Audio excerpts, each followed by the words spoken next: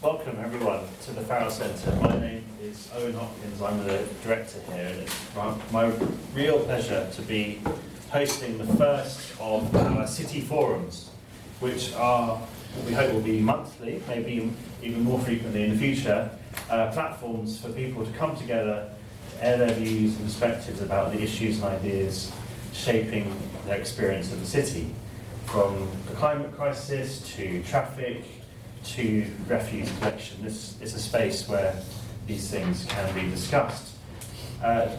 So the city forums are facilitated by the Farrell Centre team, and we hope, however, in time, that they will take on a life of their own, and actually it's the audience who will be determining what the themes are that we are exploring and who the speakers are that we bring in to discuss them.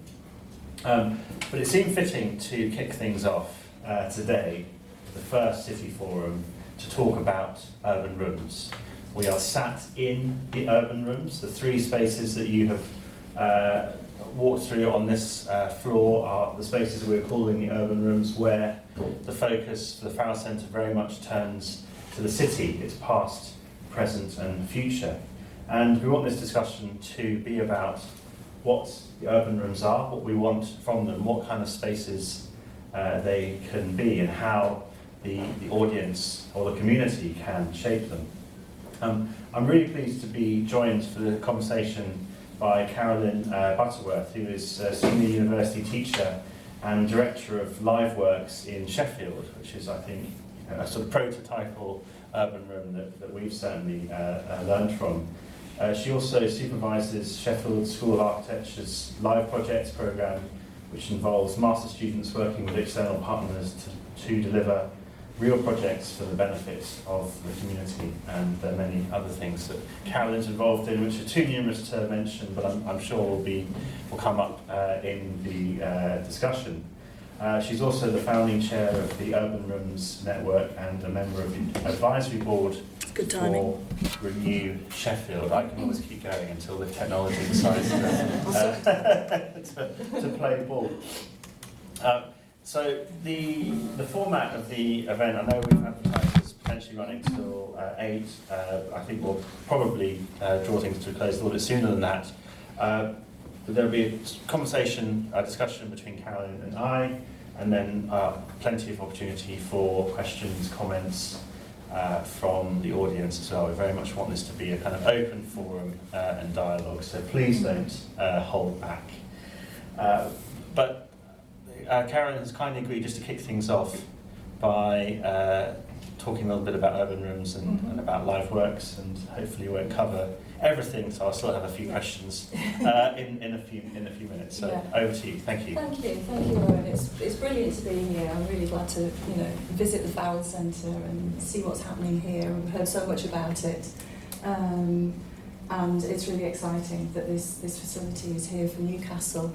In terms of the urban room idea, this is where it all started, 2014, with the Farrell Review, and part of that review, one of the recommendations was that every town and every city should have an urban room.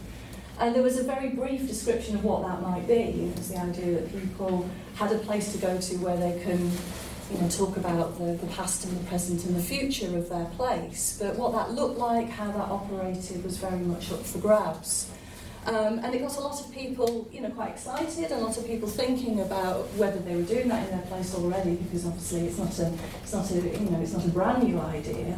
The phrase urban room perhaps was, but this idea, being in place and participating, in placemaking was certainly been going for decades beforehand. But lots of people started to think about what that might actually look like, and off the back of that recommendation, a group of practitioners from lots of different disciplines got together, all motivated by this idea of the urban room, and we formed the Urban Room Network. And we've got a website there, and we came up with a definition which has sort of expanded on the idea of the urban room as it was presented in the Farrell report. And we looked around the room and saw what people brought to this idea of the urban room, and we wanted to highlight the importance of it being a physical space, Obviously, you know, post-COVID, we've got lots of experience of digital space as well, and I think the relationship between physical and digital is really interesting within participatory placemaking. But we've really wanted to value the importance of having physical spaces where people could come and actually, be together in space, working together. We wanted to make sure that the conversations were meaningful, they weren't just talking shops, that they actually led to better placemaking, better sense of engagement. We wanted to make sure that things that happened in the urban rooms were creative, they weren't just passive, come and have a look at an exhibition. We wanted it to be a creative form of engagement that people could actually really get sort of inspired and excited by. And we wanted that idea of active participation, so people really felt like they were shaping future decisions of their place. Just to click back there's a map. It needs updating because Farrell Centre is not an upcoming urban room. It is actually an active urban room. So we're constantly updating. Well, we are updating this map of our membership to show just how much traction this idea is actually getting across the UK. Last year we wrote a toolkit. The membership came together and LiveWorks got some funding from the University of Sheffield, and we put together a toolkit because we wanted to make sure that we were documenting all of the practice, all of the ideas and know-how from the network into this toolkit. So, you're very welcome to look at that and download either in its entirety or in these different sort of sections. We've got stories, which are case studies of existing urban rooms and how they got funded and how they worked and the impact they had in their place.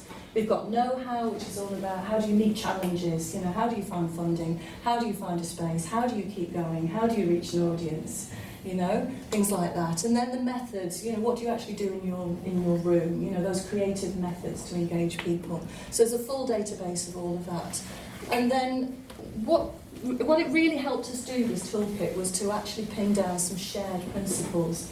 Because the thing about urban rooms is they all look different, they're all in different places, they're run by different organisations, they're not all university-led, they're not all local council-led, they're led in lots of different ways. Partnerships come together to form these urban rooms. So what is it that actually, that cuts across all of those differences to create these shared principles? So it focuses on the built environment, it's about the cities, the streets, the neighbourhoods that we share, and focusing on the future of those.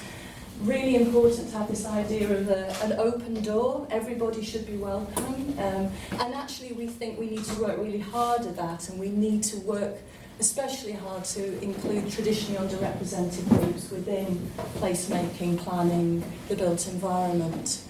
That idea about creativity, making sure that that's at the heart of what we do, and then to be located in the place that you're actually working with, and talking about, thinking about in terms of its future. So you're not doing it in the abstract, you can literally look out the window and point to things that you're talking about. That's really important, to be located in that place, on site. In terms of LiveWorks, this is our space. We are there. We're in an old post office on a shopping precinct in the middle of Sheffield. It's flat access, people come in, the doors are very often wide open, and we teach from the School of Architecture in that space. We run our live projects. I teach my design students there.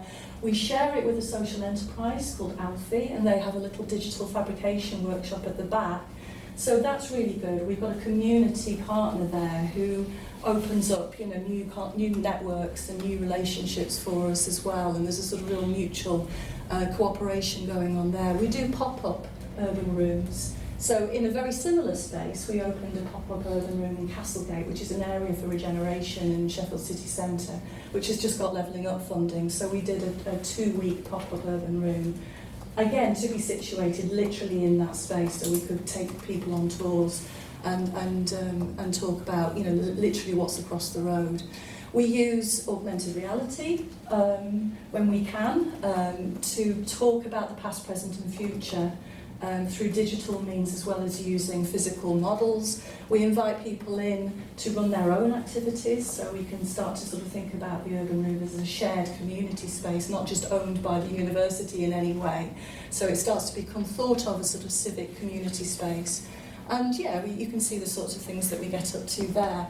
And then just to give you a bit of an insight in terms of the other urban rooms in the network, these are the urban rooms that are featured in the toolkit as case studies. So we've got up at the top a very early urban room, just around the corner from the Farrell's practice actually. This is Church Street, Westminster in London. This was a pop-up urban room run by a community interest group, and they ran it for 6 weeks. Apparently it was chaos, but they got loads of feedback and loads of ideas of what to do with this shopping street.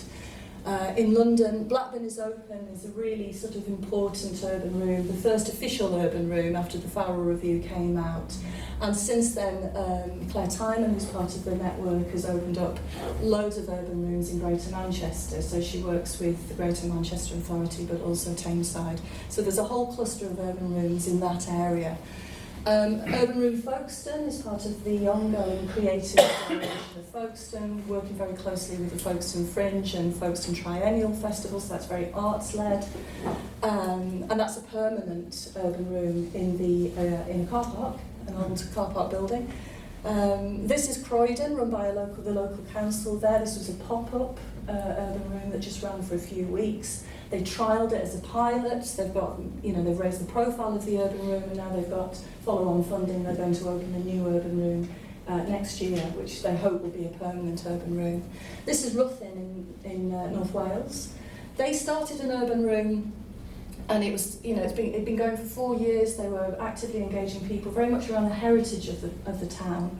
They've very recently got Levelling Up funding, and the reason why they got Levelling Up funding was because they could show evidence that they'd done this long-term engagement with their local residents about their place. It was very much instrumental in the funding. And then there's this Nottingham urban room, which was slightly kiboshed by COVID, but they're going to open again soon, and that's in a heritage building as part of a heritage action zone scheme in the middle of Nottingham. And they really foregrounded shared meals there. Yeah. Okay, so that's a very whistle-stop tour of urban rooms. Well, that's great. It's really set the scene wonderfully well. Very obvious question, really, but could you talk a little bit about the origins of LiveWorks? How did it come about? Because it shares one important characteristic with this urban room, the Farrell Centre, and it is also emerged from the university. Yes. And maintains that connection, or is part of the university. Yeah. Well, you mentioned live projects. We've been running at Sheffield live projects for nearly 25 years now. And Prue, who's here, started live projects. It's great to have Prue here. They got off the ground as when schools of architecture weren't really doing that sort of thing. When architecture students, went out into the city, working with local community groups, and trying within a very limited time to do something really meaningful. But we were only doing it for 6 weeks every year, every academic year. We were doing it at the beginning of every academic year in September. And then the students would go back into perhaps more traditional studio settings and do other sorts of projects. And we felt, as we were starting to do this on a very sort of annual basis, that and getting more and more clients who wanted to work with us and with our students, that we were sort of not giving them enough. We weren't following through with that relationship building. We'd sort of leave them to it for most of the year, and then we'd come back a year later. And the idea of LiveWorks was to really join the gaps between blocks of live projects, so we could really start to make the most of those relationships. And there's so much resource, so many resources within the university that we felt that we could really bring many more, to bear on the city, for the benefit of the city. So LiveWorks came up as an idea, primarily as a project office, really to maintain those projects and those relationships. But then we're in the Arts Tower, which is a fantastic museum block in the middle of Sheffield, and it's wonderful, and it's fantastic studios. With a gorgeous view across Sheffield, but we felt very sort of distant from the city a lot of the time. So the idea behind LiveWorks was to actually just look for a space in the city, and we found a co-working space that had just started, and we shared the cafe space on the ground floor, and people would come in and order coffee, and they would hear me teaching architecture and listen in and sometimes get involved and sometimes heckle, and you start to change the way that you talk about architecture in the built environment in that sort of in that sort of environment. And we outgrew that, and then we found the post office, and that's we've been there for 4 years now, 4 or 5 years, yeah. And the School of Architecture funds the operation? Yes. It's quite a short lease, so it's quite precarious in that sense. Yeah. But yes, the School of Architecture is committed to paying the rent. Yeah. And it was refurbished. It was a dilapidated post office, and it was refurbished as part of a meanwhile use programme that the council launched. And it's a partnership with the council, the local BID, Business Innovation District, and the university, and Alfie, of course, our partners. Sure. Yeah. And your approach to programming the space, how? Because I think open rooms kind of bring this tension in between sort of curatorial vision for a space and it also being a community space. And I think it's a really fascinating and potentially really productive tension. Do you see it in those terms, or and how do you kind of deal with it? How do you make the most of the possibilities that emerge from that? We work with an artist in Sheffield quite a lot who is very connected to an adventure playground, does lots of sort of community-facing work, and he walks into LiveWorks and he says you can see the architects have been in here, and it is difficult to not over-design these spaces, I think. I mean, I really enjoyed this image, this, where's it gone? This one, It's so messy, the kids have been scrawling on the windows, it's packed full of people, and it's a real sort of counterpoint to the perhaps more sort of designerly way that we, occupy the space sometimes. And I think it's that thing about breaking down the barriers in terms of communication, and we were talking earlier, but you don't want the logos to be too big on the windows, and you don't want it to be over branded, because people pick up on that messaging incredibly quickly, and it's amazing how easy it is to put people off from coming through the door. And I think also part of the reason why I really enjoy the fact we've got this community partner, this social enterprise Alfie, is that they bring their own aesthetic as well, which is much more craft-based, and they bring their own exhibitions to the space, and it just sort of, it adds diversity and variety to the space, very clearly. We're always on the lookout for it being too institutional. Sure. Yeah. Do you have, thinking kind of from the context of the museum, there'll be youth panels, community panels, there'll be lots of mechanisms set up to try to get the voices of key, or who've been identified as key audiences into shaping what the programs are. How do you do it? How do you ensure there's a kind of community voice that is helping to shape what takes place at LiveWorks? I wish we could say we had anything as grand as a programme. We sort of see what comes up in a way. I think we're very lucky that we have this really good network of community partners in the city, and that's built up through the Live projects that we've been running for many years, and we're in constant contact with so many groups in the city. We want to find out what they're doing. A lot of it hinges off the Live project, so if we can offer a group a Live project, we can then start to think how we might use LiveWorks as part of that, and that will then lead us to ideas of particular activities. I mean, this was a festival of social sciences. I mean, it doesn't look like it. This is an academic event that was funded by a research council, but because we then handed it over and worked with Pittsmore Adventure Playground, it became something completely different perhaps than what that funding would sort of imply. So we try to be very sort of responsive to need, you know, even if it's just need for a meeting that a community group has to have, and they can't find a space, we don't charge for use, you know. So I don't think we have a programme as such, but we do keep in touch with our community partners to see what they need and how our students can help them and how the space can help them with that. Yeah. You mentioned, we discussed this earlier, the language that's used, in particular the terminologies that architecture, the built environment planning have, and can be incredibly off-putting to people who aren't kind of versed in those languages. Can you talk a little bit more about that? I mean, is because I'm interested in maybe how we can kind of develop new ways of talking about the built environment through the use of urban rooms, where we can kind of get rid of the jargon and actually find a language that emerges from a kind of common ground between the various professions involved in shaping the built environment and the people who actually end up having to use it. Yeah.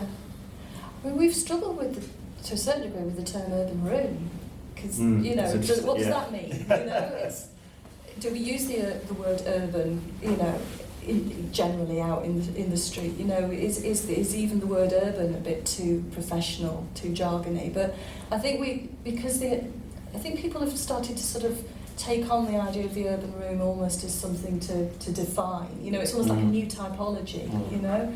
And just like we might have the community centre, the library, you know, the doctor's surgery, whatever it might be, we've got the urban room. And it's for us to define, you know? But some people don't use the term urban room. They say we've got an urban room, but they might use it, you know, might call it something else, like a conversation space or a living lab or whatever it might be. I don't know. But there's lots of different sort of terms that people use. And we also think, should there be rural rooms? You know, but that's really difficult to say, so we don't use the rural rooms. But also just, you know, in terms of other words we use, I think there's still a lot of work to be done about how people feel and the sort of emotions that are elicited by the built environment, you know, so starting to understand how we can talk to people about, and they can, you know, they can share, you know, we can share the whole sort of conversation about quality and beauty and atmosphere and experience and identity, you know, and starting to sort of understand that, you know, there's something there that's quite intangible that we need to find a new language for, perhaps. And I think this is why I really enjoy working with artists on this, because, you know, then you're immediately moving away from that sort of professional built environment sort of way of thinking and talking about these relationships, and you maybe do start to talk more about storytelling and how people feel and memories and identity and belonging and, you know, all those sort of, you know, those senses, you know, which are quite difficult to pin down, you know. And again, that goes back to the idea of being creative in the space and asking what if and engaging people's imagination and not sort of closing down conversations and hoping that they can, you know, we've got a problem, give us some feedback, you know, what do we do, where's the solution, but actually opening up a space for imagination, you know, sort of allowing the ideas to flow, being open-ended, and seeing what happens and taking risks and experimenting with that, you know, that's really important. Yeah, I mean, I feel very similarly. I think the beauty of the urban room concept is its sort of almost conscious ambiguity. And it's there to be applied in a whole number of different ways, and you know, the way we've talked about the urban room or the urban rooms here is that, you know, there's the concept, and then that's been given a kind of specificity when it's applied to this particular building, this particular institutional setting or part of the university, and indeed this particular city, which by definition makes them all different. You know, similarities and connections between them, but ultimately each urban room is a manifestation of that particular place and that particular setup, which I think is one of the things that really distinguishes the urban rooms movement from the sort of architecture centre generation, which was I guess part of the New Labour approach to the built environment. I mean, I was curious to what extent are urban rooms building on that, or are they? I mean, it's interesting that they don't use that. I mean, talking about terminology again, architecture is again in itself an off-putting word, very reasonably. Whereas an urban room is, there is that ambiguity to it. So, do you see the urban room network building off the work of the architecture centre? Nearly a generation ago now. Definitely. And actually, some of the early urban rooms were in architecture centres. Bristol Architecture Centre very much sort of adopted the urban room idea. New London Architecture was in Store Street, with its enormous model, very impressive model. Is part of the urban rooms network. And maybe Terry Farrell had that idea that you would walk into a space very much like the architecture centres of old and have a big model in the middle. I know that's his experience from his work in China and India, I think. But I talked in Harbin for a few years ago, just for a short amount of time, and I was told that every city has its big model in a room, and people walk around it and they point to the new developments that are going to happen. But it felt quite passive, and maybe the architecture centre still came from that slightly sort of paternalistic, we will show you, what the intentions are. And I think people were very keen to break away from that, but still learn from that experience, and also the centering of that idea within funding, within national policy. There was a huge amount of investment went into architecture centres, and CABE, Commission for Architecture and the Built Environment, and a lot of really good research and really good practice came out of that, and it was important not to forget about it and feel as if we were reinventing the wheel. But equally, before CABE and the architecture centres, you have the urban study centres that Colin Ward and colleagues set up, where I think about 40 different towns and cities in the UK had urban study centres, and that was all about, it was very much about a focus on young people and engaging them in planning, architecture, decisions around, the making of cities. And there's only one left, apparently, that's in Hammersmith. Hammersmith City Council still run their urban study centre. And, the involvement of Colin Ward was really interesting because it was very much about play, open-ended conversations about, city futures, anarchism in action, all of those, 1960s very sort of, progressive ideas. So we don't want to lose all of that. We're very much sort of carrying on that legacy, and yeah. Does anyone have any comments, questions, interventions they would like to make? Yes, I have a question. Yeah. So, what evidence is there that these urban rooms that are being designed and implemented, how are they actually, is there any evidence to show they are improving, say, the livability, sustainability, or social cohesion of these urban areas? And also, how do we know that these urban rooms that are being created not causing the less represented or the more poor side of the people being displaced as a reason of this creation of the urban room? Because, for example, let's say people vote and they say, okay, we want this kind of new buildings or this kind of new architecture in our area. It might make the area more, say, expensive to live in because of the more premium buildings. And so people who can't afford, like if the price of the area goes up, the people might have to move up.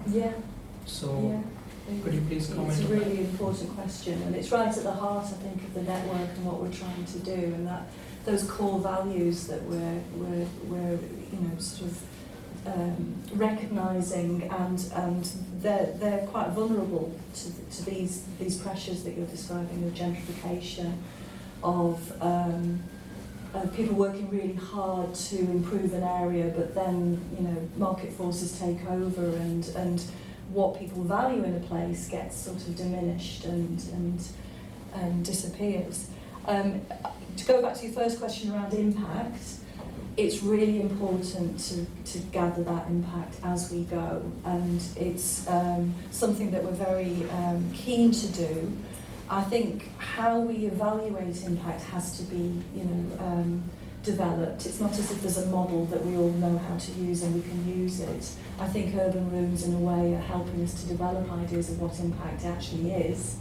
So part of the idea about an urban room is that it's as permanent as it can be. So you get a sense of longitudinal impact, and it's impact which isn't just about, we said this happened, you know? So it's a sort of measuring of impact, sometimes which can be quite intangible. It's like raising awareness, raising aspirations, changing sort of practice, changing networks, opening up communication. So a lot of it is relational. It's about better communication, better working together, better collaboration, a better sense of co-production, a closer identity with a place. All of that is really actually quite difficult to measure. You certainly can't measure it with numbers, so you have to measure it with the idea of storytelling, maybe, narratives, this idea of, like, you know, we work a lot with the idea of theory of change. So where are we now? Where do we want to get to? How are we going to get there? Sort of recognising that along the way. I think the idea of co-evaluation is really important. So when we work with community groups, it's not just our idea of what success looks like and what impact is, because the university brings a very particular way of measuring impact and understanding what that is. We're actually asking community groups, what does success look like for you? How do you think we should be measuring that, you know? So we put together a co-evaluation plan together, and we measure that as we go. And it's quite difficult to do, you know, because things change along the way and you're constantly trying to sort of recalibrate as you go. So that's that sort of intangible impact. And then you're also hoping that you can get some funding for this stuff, and you're hoping that you can get more people involved to deliver it, and you're hoping that you can build capacity in that area so people can actually, it can be sustainable and people have the wherewithal to actually work there and support it and, you know, benefit from it. So it's a big ask, you know. I can give you certainly one sort of case study, as it were, that we're building in Sheffield, which is our work in Castlegate. And we've been working in Castlegate since 2014, which is actually the same year that LiveWorks started.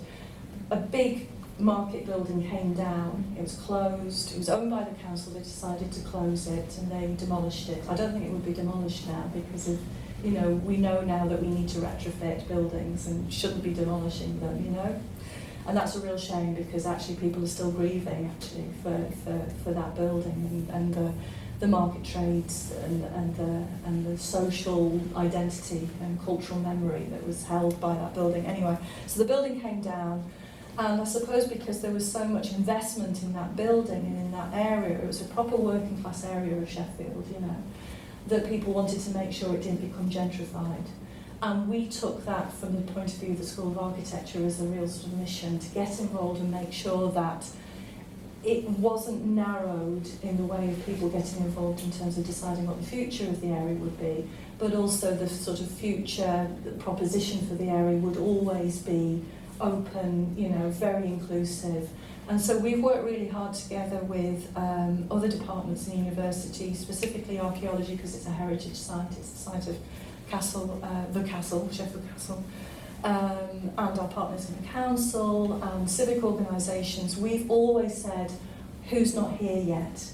Who you know, represents the demographic of this area that hasn't actually been part of these conversations, and we will make an active invitation and we will pay people to come, community representatives, to take part in these workshops.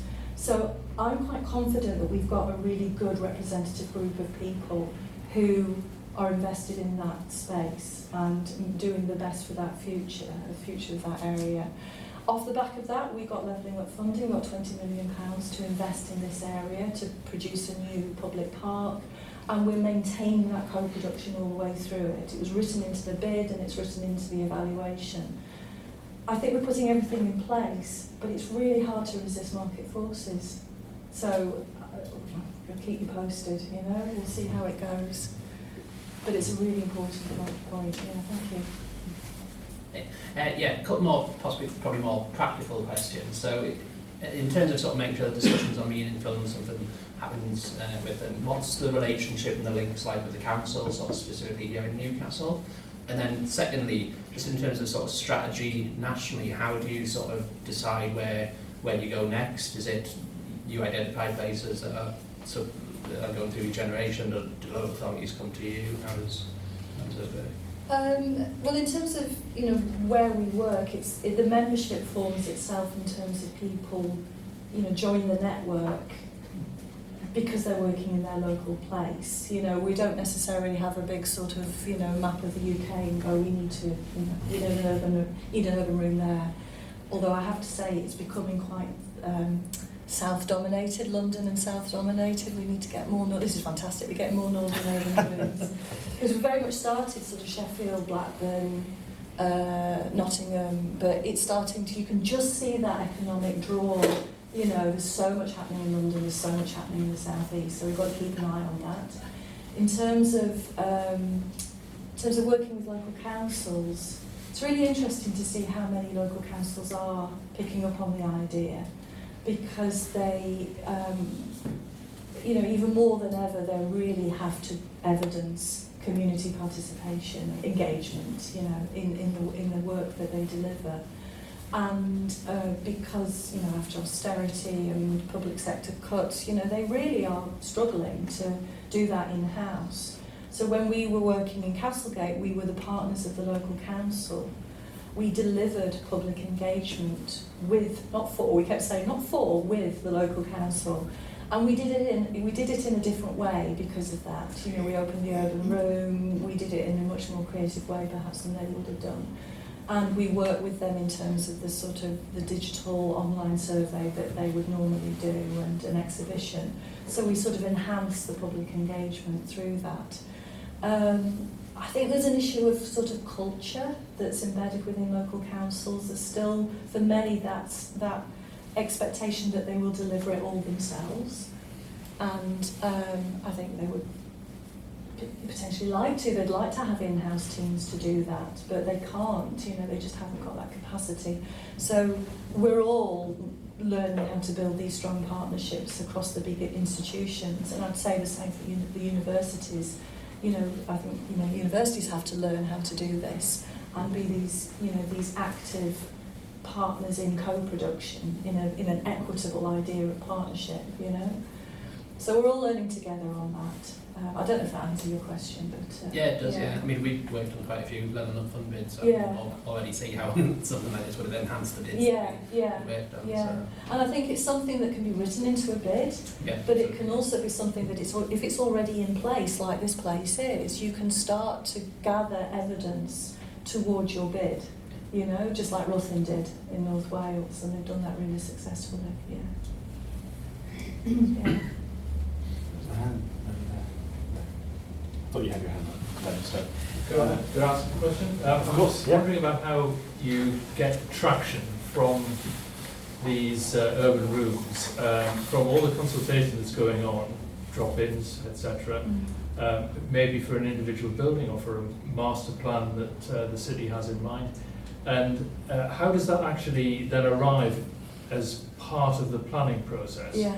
It seems to me, my experience of a lot of this kind of consultation is that there's an architect or a planner that then acts as a filter, and they're gleaning perhaps what they want to hear and dropping away the inconvenient parts of the consultation. And then eventually that might find its way into a planning document. So it's the traction from this consultation, if it's to be meaningful. I've been to a highways presentation on the Great North Road because that's what it was, a presentation. But I was invited to a consultation. And it's just, so often it's rather glib. And I'm interested in how you actually ensure that people actually genuinely are being listened to. Yeah. That's really important, isn't it? Because people know when they're being informed rather than consulted, and they know when they're being consulted rather than participating. You know, I nearly put in the ladder of participation because it's still useful. You know, it's started in the 1960s as a sort of idea of this sort of ladder, this rung that you have, informing at the bottom, and then you get to sort of citizen control at the top. And we say in LiveWorks we're always trying to push the projects up, with a greater degree of agency and authorship and control, to devolved into communities. And, unfortunately, the default consultation is still very much an exhibition of a project, which is quite a way through the RIBA stages.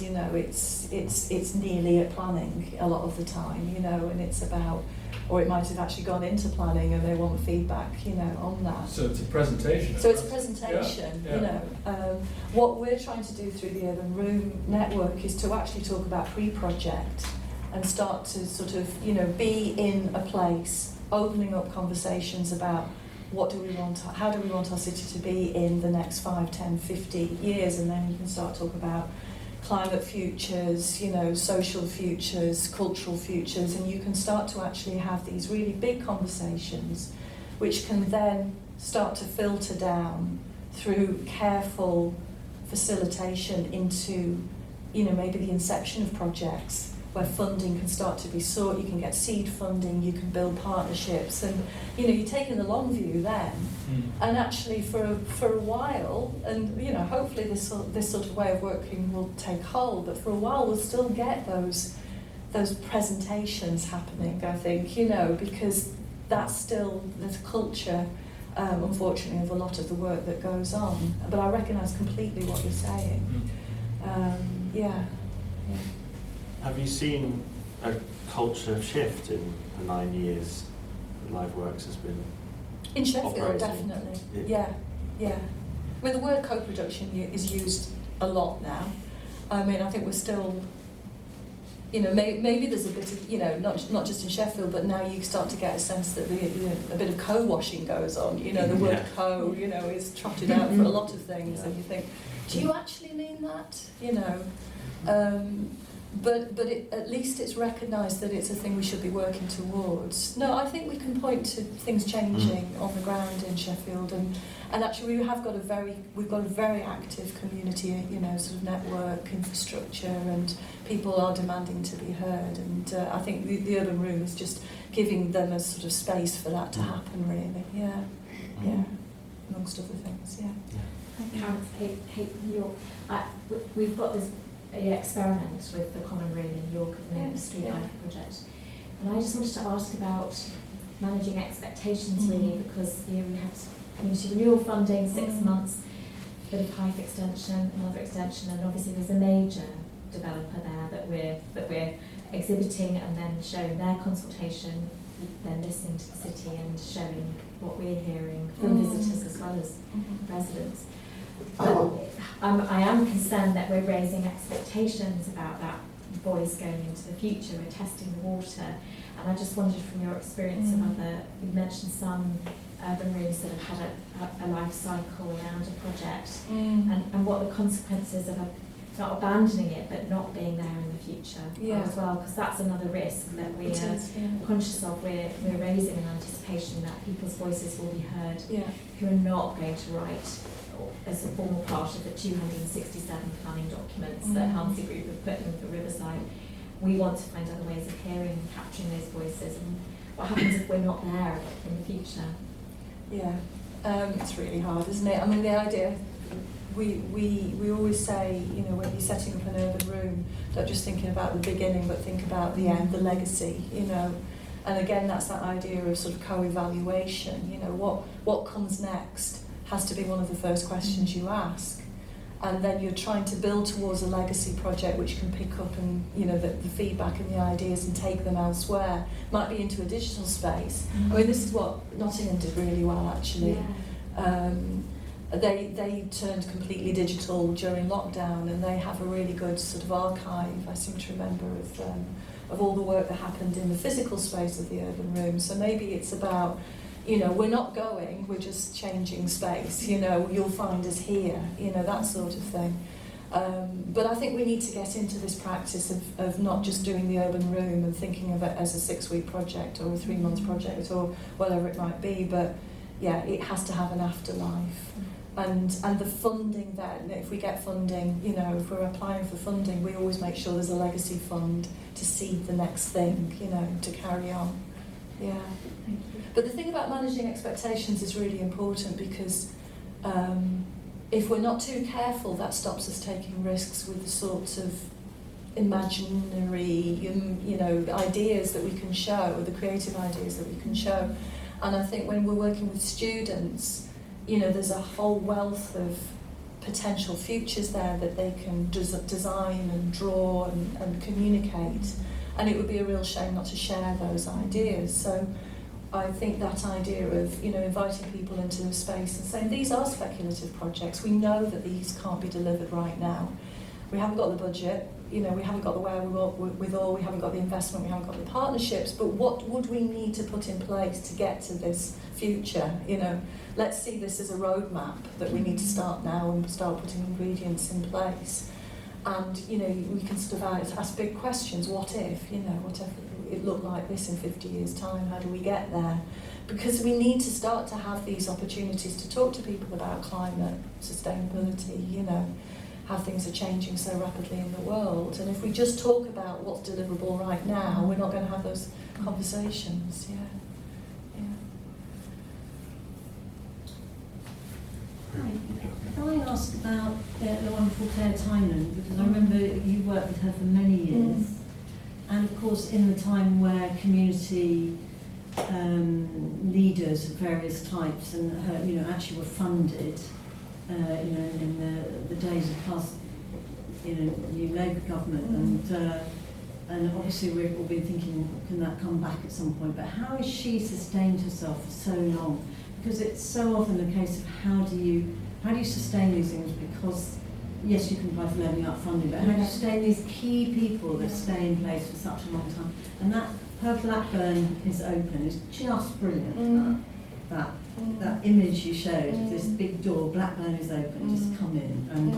And I know she was funded full time for a while, and then she lost her funding. So can you just tell us a bit more about how someone like Claire, who then goes on to do all this work in Manchester, how did she sustain herself? And do you know? Really hard. Was it hard?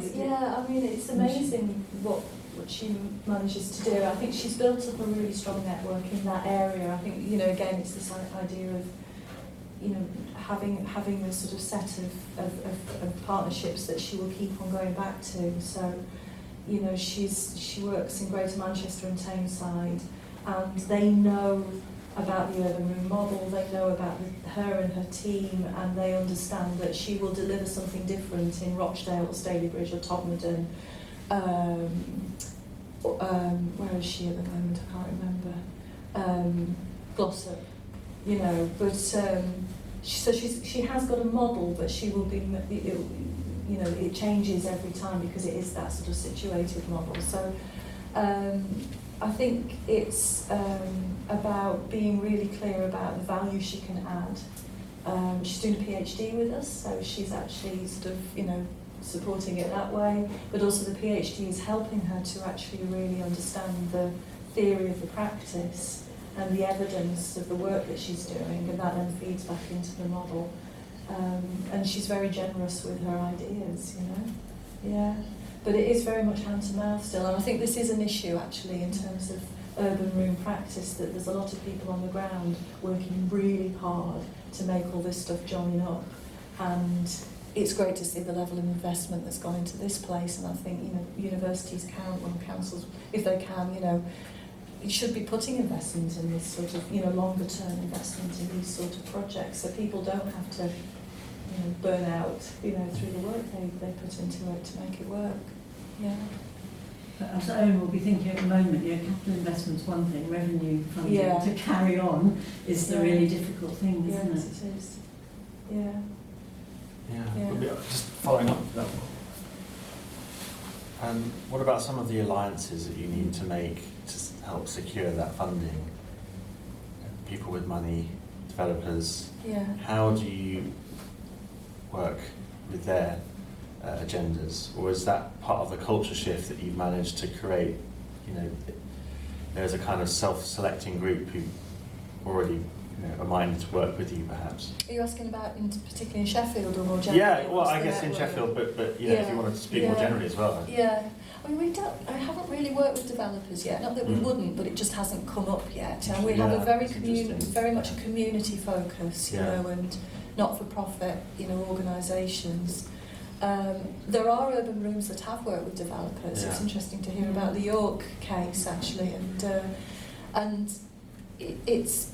I imagine, and sometimes, we do this perhaps through our live projects as well, that when we work with other organisations who aren't used to working with us, we talk about mutual learning. We've positioned it very much as an educational initiative. We're all learning, and we're sharing our expertise. We're all experts, and if a developer comes on board, just like a community group or a civic organisation, we'll say, you need to be ready to be challenged, to be asked awkward questions. It's really good to have students in the room because you know that they will ask those awkward questions. And, and if we are starting to build alliances with developers, we treat them in the same way, that you will be challenged and we expect you to challenge us as well, in that sense.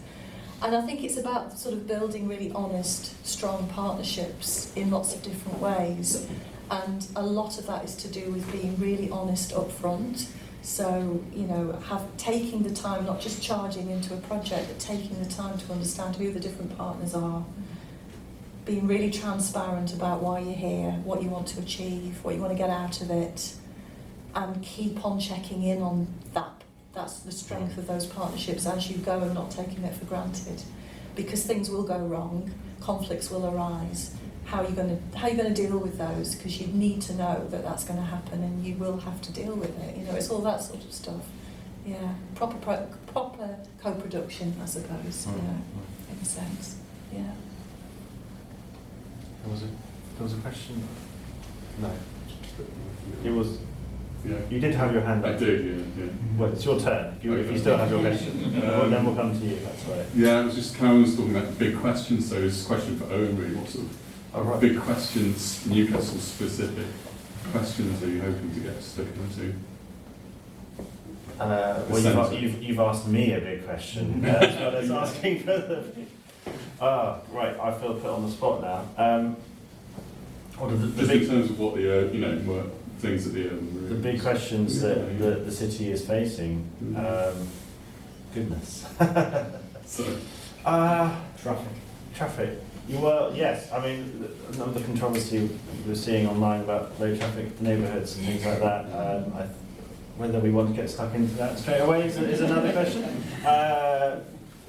But certainly that is a big issue. Newcastle North East is still incredibly car-centric, despite the fact we have the metro. So I think that's one question that we will be exploring particularly. Perfect plug for that in June. So I think that's one big question. But I think more broadly, and maybe speaking more abstractly, it's trying to do what Carolyn has described so wonderfully, that kind of mindset shift. So the approach to urban change in the city is something that is not done to the city, but is a much more collaborative process. I think that seems to be something that the city is lacking, and the Farrell Centre is a place where hopefully we can begin to affect that change and ensure that there are mechanisms for community voices to be very much part of that process. So in a sense I've kind of articulated what the kind of the mission of the centre is in terms of kind of fixing a problem, but I think it all issues from there in a sense. And going back to the Farrell review, I mean, I think one of the takeaways from that and where the urban room concept comes from is that disconnect between the forces driving urban change and how they're manifested in the city and the people who live and work in those places. And I think what the Farrell Centre is aiming to be is a space that can hopefully be where the local people and those abstract forces, whether they're manifest in particular people, particular projects, are brought together, and hopefully through that process better, more inclusive, more sustainable built environment emerges. What was your question next? Yeah, Hands are going up. Yeah, it's a bit of a follow-on really, and I want to make clear that I'm very positive about community involvement and people getting to say, but really there's like a hidden thing where it's the power structures that, so if you've got money you're more likely to have a say, and there's local examples of that. We've got the town moor out there. We walk the town moor every day, but the freemen that have got will have more say on what happens on the town moor than us, the residents who live near it and walk on it every day. The other things, like it's really hard to get your head around. The idea that I would be able to have any influence on, say, the new development of the offices getting built where the Odeon Cinema used to be or something. Those kinds of concepts, that if somebody comes along with their money and their contacts, it's their views and those things that are happening. And so it's those power things that you've also got to have a way of influencing and talking about. Otherwise you get to the bit where you've got people coming along and making all the lovely pictures and the things and full of ambition and ideas, but no opportunity for them to ever happen. Yeah. I mean, because in a way, cities are reflections of power structures historically, which is what you're saying, that's isn't it? what I'm saying, is that the freeman on the town moor is quite an ancient power structure that still affects us today. Yeah, and tracing the history of cities is tracing the history of how those power structures have evolved. Yeah. How does one deal with these kind of these fundamental overarching questions in a sense? I think it's looking for the opportunities where voices can be heard and then amplify them. And I think an urban room can be thought of as an amplifier. And I think it's something about especially when you're spending public money, there is an expectation that some form, and usually it's not great, but some form of community engagement happens, and to look for those opportunities to make sure that that feedback, those ideas are recognised and then amplified upwards to decision makers. So at the moment, the sort of channels for that are really limited. And I mean, it might be a case of writing to the local paper or filling in an online survey, but they're very sort of abstract. You don't quite know who's listening, who's heard, what they're going to do about it. But this is why, again, a physical space is really useful, because you can literally invite people to come into a meeting and start to talk to each other, and this is where the sort of the heft of the university can really come in, because we see ourselves as sort of a mediator role between community groups, organisations in the city, the local council, and maybe developers as well when it comes to it, and start to actually have those open, honest, transparent conversations where our role is to mediate and amplify the voices of the community. And we're very clear that we're on the side of the community. We will work with everybody, but we are there to advocate for community voices that aren't necessarily usually heard, you know. You know, very much the sort of looking at the marginalised, the underrepresented within, you know, decision making around the built environment, because everybody's impacted by it, you know. And it's absolutely right that these, you know, everybody should be heard.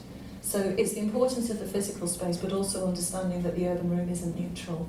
And I think we started off with the idea of the urban room. Oh, it's a neutral space, but actually, there's a lot of the power dynamics mean that certain organisations have more power, you know, than others, and we need to redress that balance. And that's not a neutral thing to do. That's about, you know, raising up. That's where I'd questions over, you know, where can you take it? Where's it going to? Yeah. There's questions here, but can I just, how do you ensure those conversations are open and honest, and it doesn't end up being the loudest voices drowning out everybody else?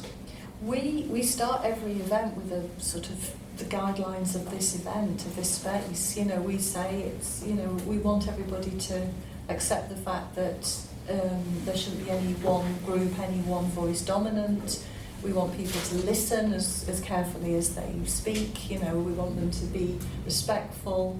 You know, we literally have a, you know, we thought about putting it on the walls of LiveWorks. We have a slide that we put up and say, you know, this is almost like the charter of this event. Rules of engagement. Yeah, it's, you know, spell it out. It's a safe space. Everybody should be respected, and you know, everybody should have a chance to speak. What about? And I will get to.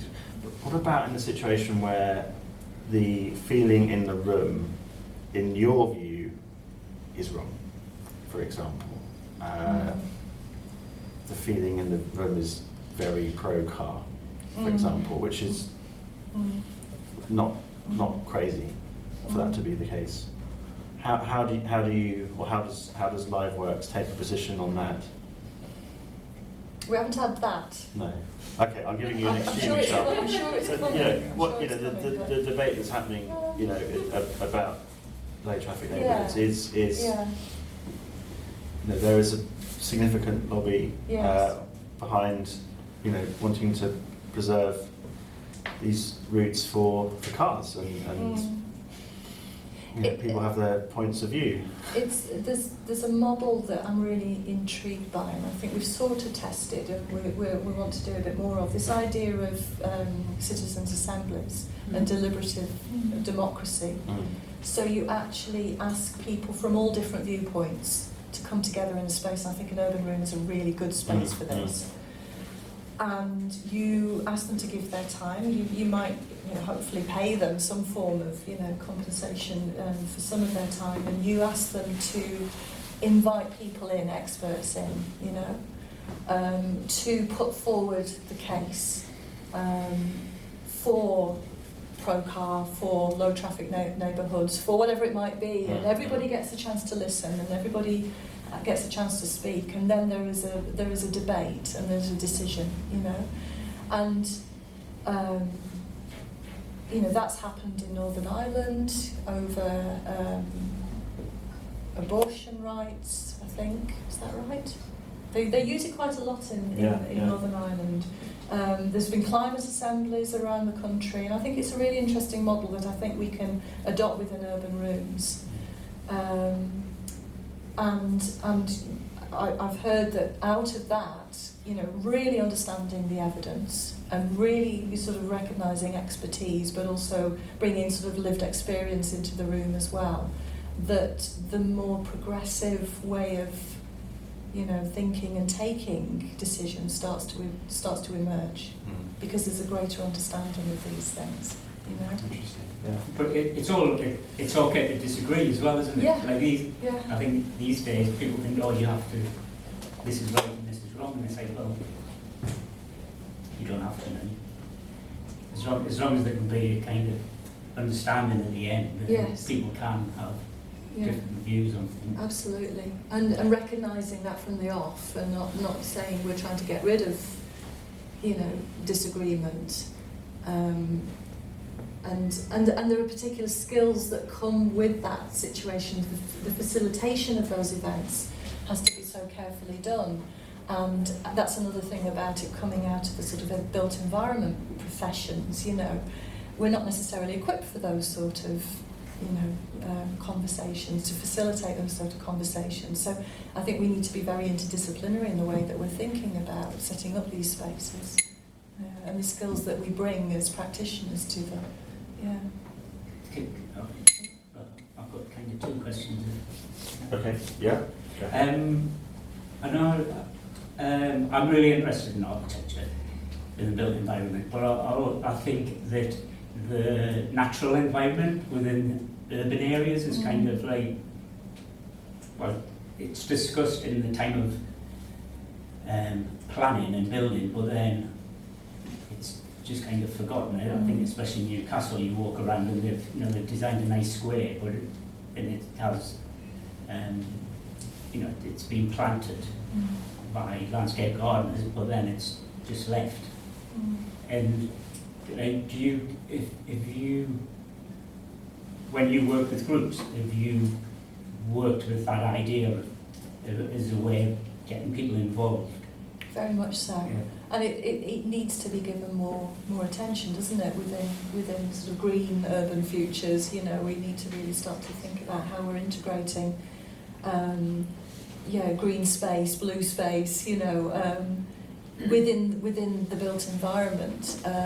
So it's not just sort of there are the buildings and there are the parks, but actually starting to think in much more sophisticated ways about flood mitigation, you know, urban waterways, and starting to think about it as a whole sort of ecosystem that buildings are just part of. You know, they're not a separate thing.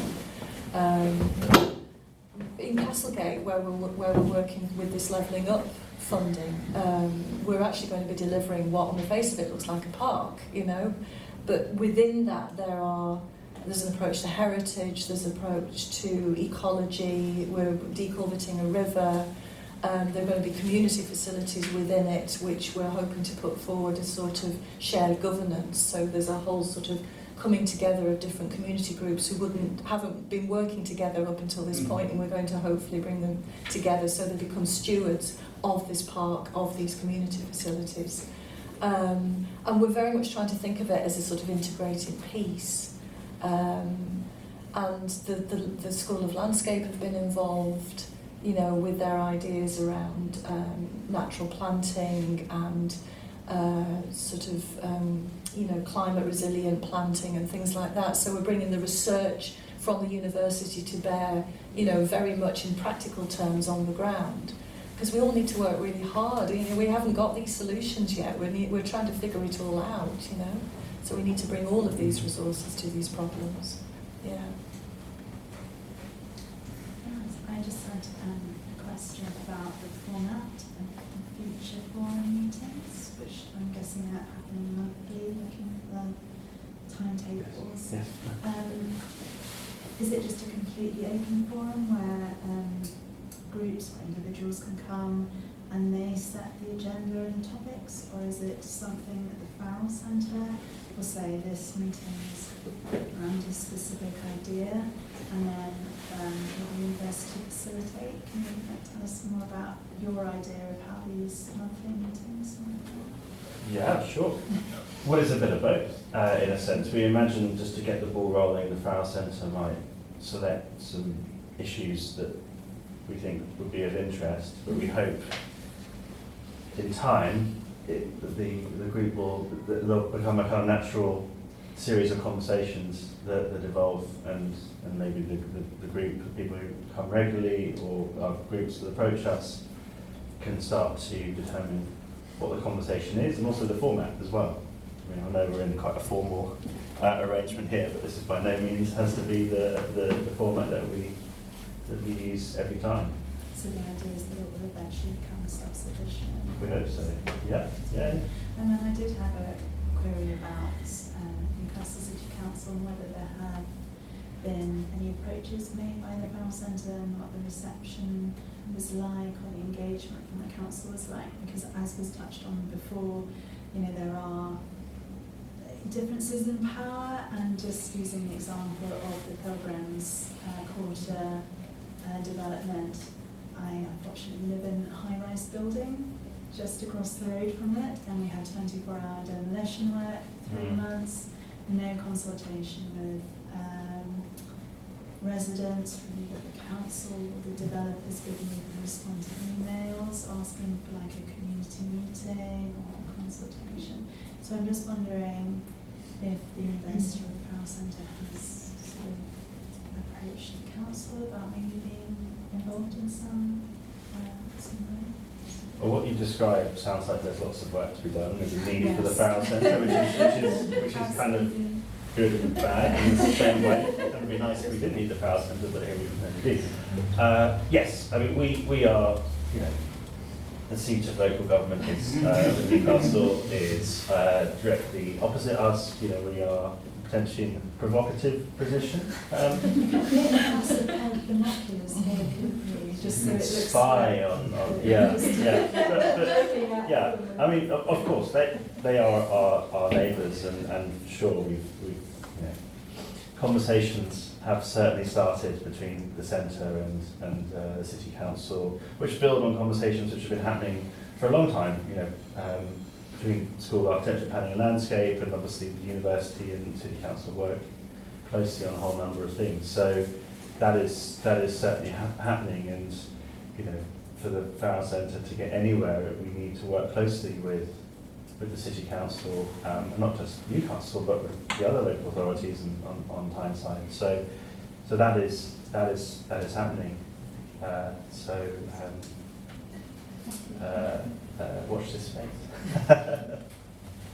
People have like particular interests, like people of the public. Can people approach you with an idea of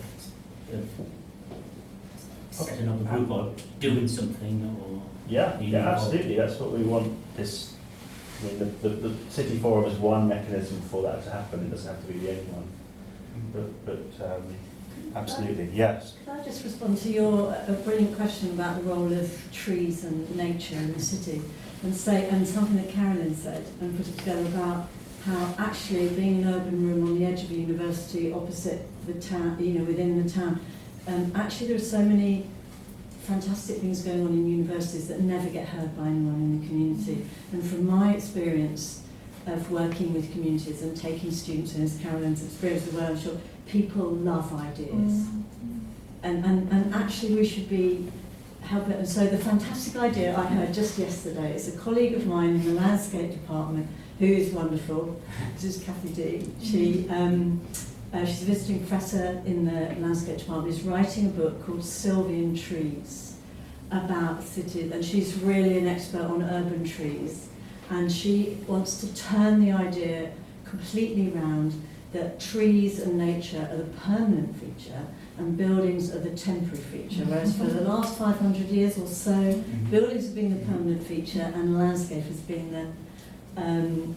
the temporary or the afterthought around or anything. And I thought, what an amazing idea to take out to the city, you know, and so those are the kind of things as well. I feel that, you know, is taking ideas out and asking people to respond to them, and taking knowledge that's gained in the university through research projects and lots of money spent to actually take out, because all people respond fantastically to ideas and things that are going on, and being informed about, you know, new ideas and things like that. I mean, it's a two-way process as well, isn't it? Yeah, so it's an absolutely reciprocal process. That's yeah, the and thing. I hope that the centre is that kind of interface between the city and the university. Oops. You put your hand up.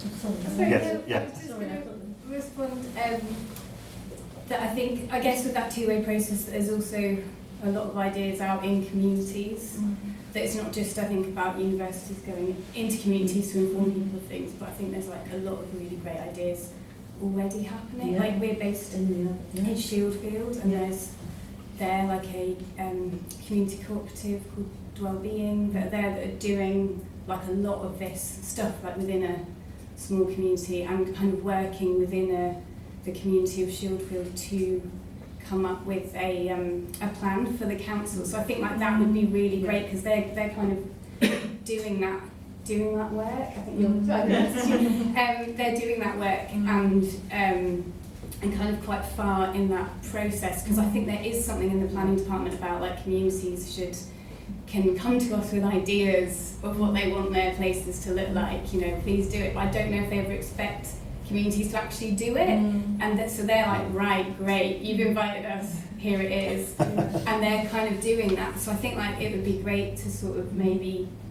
bring, I feel like there's things happening in the little communities that this could be a space to bring that. Plus, the Sylvia, that's interesting to be talking about Sylvia. Yeah, we did a project with Carolyn actually. Oh, did you? Yeah, you see, so we are all connected, but we need to just get it out there more, because, you know, we have been, not me personally, or I have been to a few events, you know, lots of people have been involved in the Wellbeing Project within the university as well, and I've always thought that is a brilliant university, community, city kind of collaboration. My dream would be, I don't know whether I should share this with the University of Sheffield, but my dream would be to completely dismantle the University of Sheffield's structures in the way it works, because, and all universities are like this, you know, we're sort of in silos of faculties and departments, and you'll get a project and that department will do it, you know. But actually every project is interdisciplinary, because, you know, if we're working with a city, you know, it's so complex. You need so many different people, different disciplines, different, you know, expertises involved. My dream would be to completely dismantle the university, spread it through the city, and have a sort of, almost like a triage, like the urban room becomes the triage centre, where people come and say, we've got this idea in our community, we really need this, we've got all of this going on.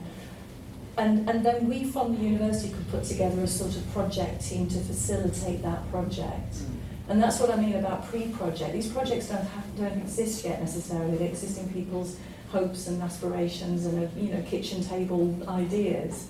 But if we could put a sort of interdisciplinary team together of students, practitioners, researchers, you know, you could make those projects work, because actually that's sort of what you need. You need all of that, you know, it's the ideas, it's the communicating of the ideas, it's the research to back it up, and then you can start to say, you can fund us now because we've got a proper watertight idea, you know. But it's a long way off that. A lot of the questions kind of been answered already, but it's about kind of positioning the Farrell Centre in the city, I guess, and relative to other kind of urban rooms.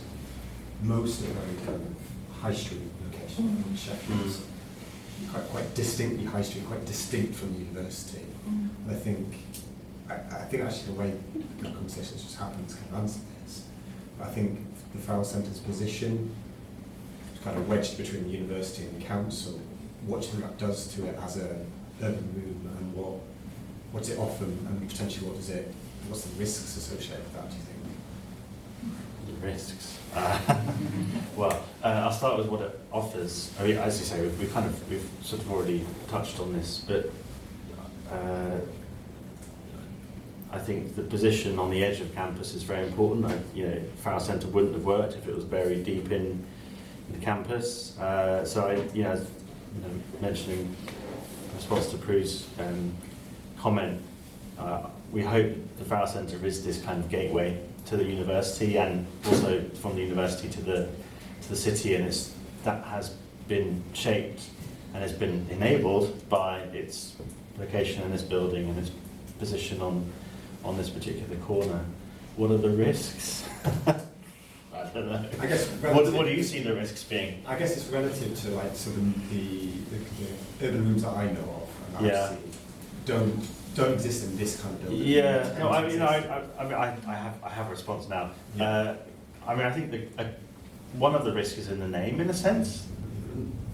We sort of talked about Terry Farrell, but I mean the centre bit, in that it's the very idea of this centralising thing, and you know, the whole project has been kind of conceived around that. This is the destination in a sense, but you know, as Carolyn's talked about, so much of the work that you do is kind of on location in a sense. It's embedded in the particular communities where the projects are happening, and those conversations are taking place in those places. So I think that is one of the challenges that we have, is how we can be a centre, which we need to be. We need to be this meeting point where we can have these conversations where projects that are happening, some parts of the city can be connected with projects that are happening, or people who want to get projects off the ground elsewhere, but at the same time not be the place that's constantly kind of pulling everything in, trying to find ways to support conversations that are happening in particular places. So I think that will be one of the challenges. But I think that the way to get around that is through working with lots of different partners, and obviously working with the local authority too, who are looking at particular places and are spending money on particular locations, and clearly the centre has a role to play in a lot of that too, I hope.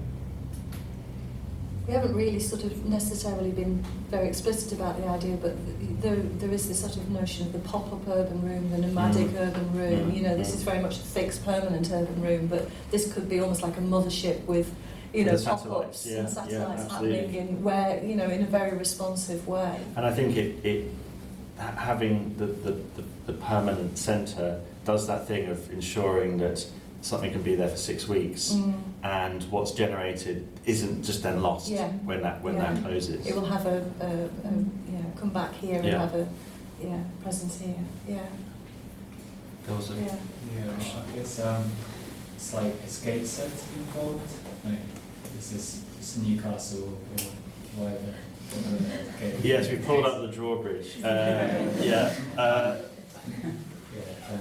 Sure. Yeah, of course. We see our area as Tyneside,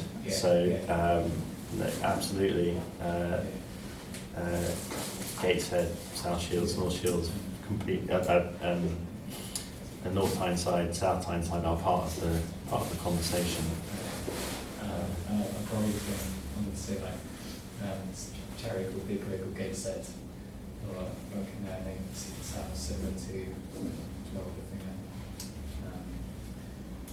And talking about so that's like disadvantage, and then touching on the plants. So they're doing something called Herb Hub, which is different growing herbs at different sites throughout the team's region. Sounds great. I've heard about that. I think they're looking to maybe grow them outside like medical centres. So it's like medicinal, free resources. But I think that links in maybe with what you were saying, kind of about there being, I guess, that thing of planting out these sort of bits of land where there's nothing happening, and how communities can sort of take that on more easily. I think finding ways to do that, to be able to grow, whether it's bee friendly, stuff that's good for insects and pollinators, or whether it's food or whatever. But those sort of free community resources. Take it on. Any more comments, questions? Yeah.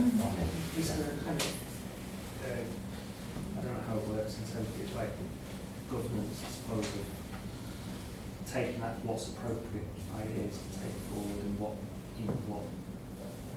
is there an agreement kind of between, or is it all ideas and possibilities, if that makes sense? So if people come in with an idea, how do you kind of decide what your priorities are? It's for both of us, I think. Is that the both of us? Yeah. Do you want to kick things off, because we're still developing our? I can go first. Go on. Yeah. Well, we're still kind of developing the structures for that to take place, in a sense.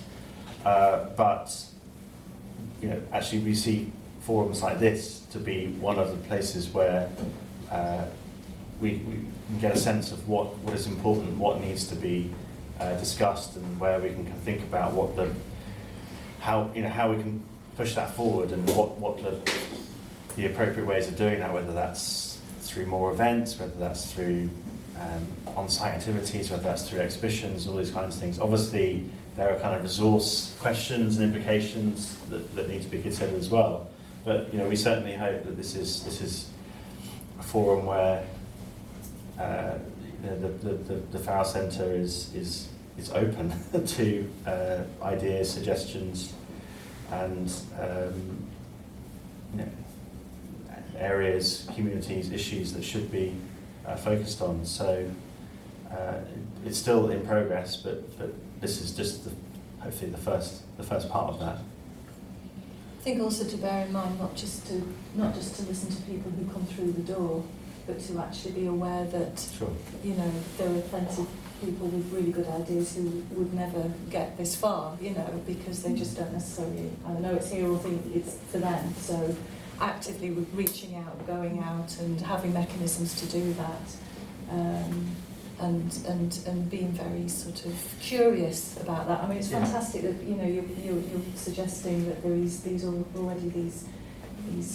initiatives happening. And that should be the beginning of a sort of curiosity around that and finding out more. But obviously that takes resources and you can't follow up everything. But it's just understanding that, sometimes you have to literally go out and sort of map and ask these questions rather than expecting it all to come through the door. Yeah. But I'm sure of course you're aware. Well, I think as you described it very well earlier when you said the urban room is not a neutral space.